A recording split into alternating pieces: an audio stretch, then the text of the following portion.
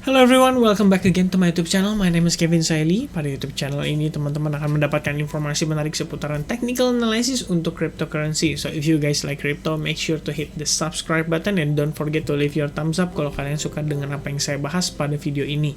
Di video kali ini kita akan membahas tentang pergerakan TKO atau toko kripto punya token, dan sebenarnya kalau ngelihat dari chartnya kalian bisa perhatikan ya, chartnya ini masih minim banget ya. Dia launching itu tanggal 7 April dan since then ya kita sempat tertingginya itu di kisaran level $10 ya kan. Launchingnya saya inget banget $0,1 karena saya juga kebetulan ikut launchpadnya si Binance ya. Jadi waktu itu kita ada istilahnya komit beberapa BNB dan sempat ikut, terus saya udah sempat ngelepas si BNB saya itu di kisaran TKO saya itu di kisaran kurang lebih saya lupa kalau nggak salah $5 apa $6 gitu.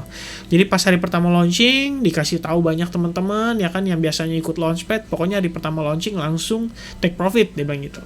Dan bener, maksudnya pas setelah itu ya turun ya kan, sampai lowestnya itu terakhir terendahnya itu di kisaran $1 teman-teman, dan itu kisaran tanggal 24 Mei 2021 ya, atau 23 Mei.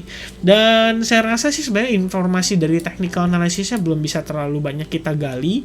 Paling nanti akan kita coba ukur berdasarkan Fibonacci dan perkiraan-perkiraan level yang bisa kita tuju untuk si TKO ini. Nah, so far saya pengen highlight dulu dari si white papernya. Kenapa? Karena menurut saya kan kita perlu memperhatikan juga dari segi fundamental tokennya ya. Kira-kira dia fungsinya akan seperti apa gitu. Kalau misalkan banyak orang mengkaitkan bahwa dia ini kurang lebih seperti BNB, bisa naik dan mungkin penguatannya at least ya setengahnya BNB atau seperempatnya BNB, ya saya nggak tahu. Tapi kalau misalkan secara diinvestasikan, dia TKO ini kan atau toko kripto memang diinjek sama Binance juga. Artinya Binance juga menaruh harapan pada si toko kripto ini bisa berkembang menjadi salah satu exchanger yang cukup oke di Indonesia gitu. Yang perlu kita ketahui adalah dia sudah saya lupa, diawasi ya oleh si Bapepti. Jadi Bapepti ini buat yang nggak tahu, dia itu adalah Badan Pengawasan Perdagangan Berjangka dan Komoditi, dan ini adalah pengawas yang juga sama mengawasi pergerakan atau meregulasi pergerakan atau perdagangan futures di Indonesia, teman-teman. Jadi kayak forex kalau misalnya broker-broker lokal itu wajib punya regulasi daripada si Bapepti ini. Oke, kurang lebih seperti itu. Dan saya pikir yang perlu kita highlight itu adalah tentang si roadmap-nya ya. Jadi berdasarkan apa yang diberikan di kita ini, maksudnya informasi yang diberikan kepada kita di tahun 2021, tepatnya kuartal 3, kuartal 4, berarti bulan Juni sampai Desember, itu mereka akan fokus dalam development si sektor decentralized finance ya. Dan ada beberapa hal yang juga akan dieksekusi mereka. Jadi salah satunya itu adalah TKO NFT Arcade ya kan. Dia pengen bikin kayak semacam marketplace buat digital collectibles dan creative asset yang juga ya of emerging young artist powered by TKO. Ini saya kurang paham ya, tapi intinya NFT Arcade, which means ada kaitannya dengan non fungible token atau NFT.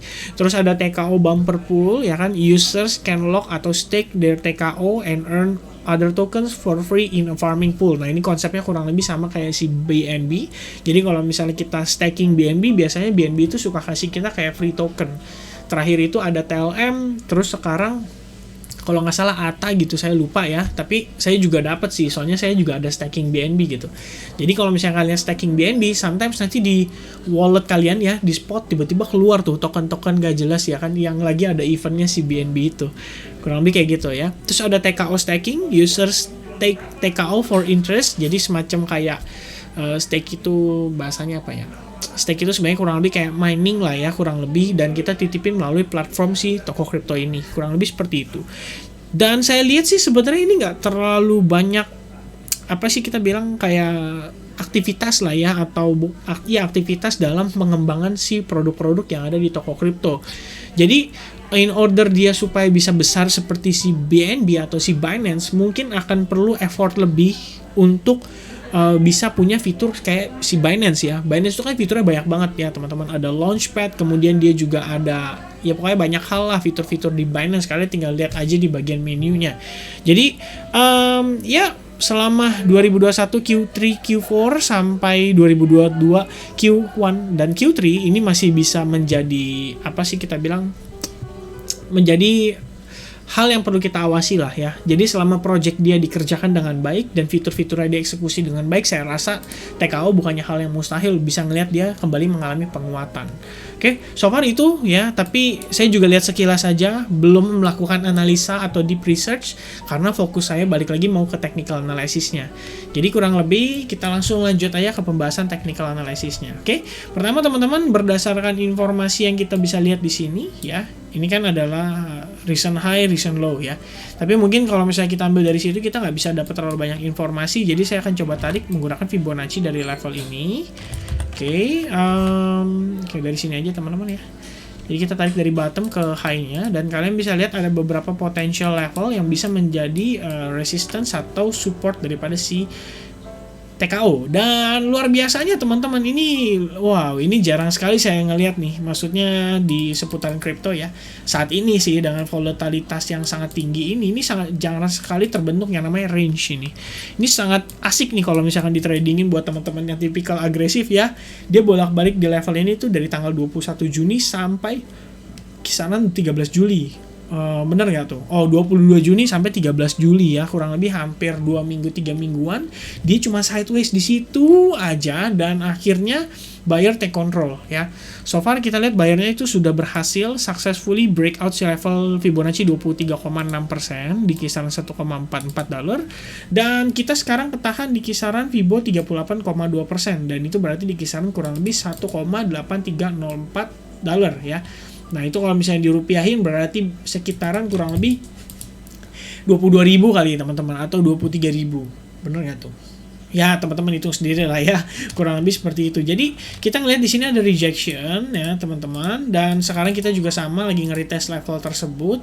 Dan malah sih kalau misalkan di sini kan baru mulai muncul ya exponential moving average 55 dan juga 34-nya ya. 34 belum lama, 55 juga belum lama baru muncul, dan kita lihat di sini ada decline dari dua kemungkinan resistance kita, yaitu level 183 ya, atau 1,83 beserta dengan si exponential moving average-nya ini. Jadi kalau misalkan dari pergerakan saat ini, as long as dia di bawah level 38,2%, mungkin kita akan tersideways dulu, belum lihat banyak aktivitas ya. Yang penting dia harus successfully bertahan di atas level Fibo 21-nya ini.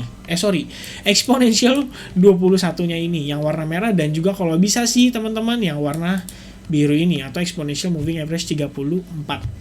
Oke, nah cuman nih dengan kondisi GBTC unlock dan lain sebagainya, saya belum tahu apakah kira-kira akan sangat berdampak terhadap si pergerakan TKO ini gitu.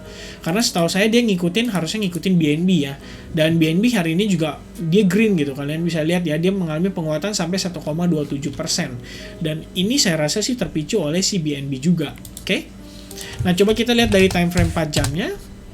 Oke, dari time frame 4 jamnya saya akan coba tarik Fibonacci menggunakan swing high to swing low terakhir, dan kita bisa dapatkan potential level di sini ya. Oke, kurang lebih. Nah, saat ini berdasarkan time frame 4 jam dan Fibo yang terakhir saya tarik dari swing high, swing low terdekat, itu kita dapatkan justru yang menahan laju penguatannya itu di kisaran Fibo 50% ya. Secara harga sih kurang lebih sama 1,81, jadi asumsinya 1,81 sampai 1,84 itu berpotensi menjadi area resistance kita. Jadi kalau misalnya teman-teman ada yang trading, mungkin di kisaran area tersebut boleh di-consider untuk take profit sebagian. Kalau misalkan mau trading short term ya, tapi kalau misalnya mau long term di hold nggak ada masalah. Dan ya inilah terakhir ya dari si sideways ini. Dan so far sih saya pribadi tadi ngelihat sekilas, kalau misalkan teman-teman lihat juga sekilas, ini kayaknya membentuk semacam pattern descending triangle ya, yang mana menurut saya kita cukup oke, karena descending triangle-nya ini harusnya breaknya ke bawah, dia malah breaknya ke atas ya. Jadi I think ini good enough buat kita ya saat ini. Nah, kalian bisa lihat ya, ini kan membentuk semacam descending triangle, dan kita sih so far breakoutnya ke atas. Oke, nah ini ya. Nah, good newsnya adalah kita breakoutnya ke atas. Nah, kalau misalnya breakoutnya ke atas, mungkin kita bisa lihat pergerakan ke depannya untuk si TKO ini akan meneruskan penguatan. Selama setelah dia retest pada level tersebut, dia tidak istilahnya kembali ke bawah ya teman-teman. Jadi dia wajib bertahan di atas exponential moving average nih, terutama yang level 21 dan juga 34.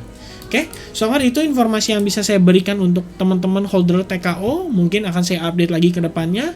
Jadi thank you banget for watching. I hope you guys like this video, dan I'll see you guys again in the next video. Cheers.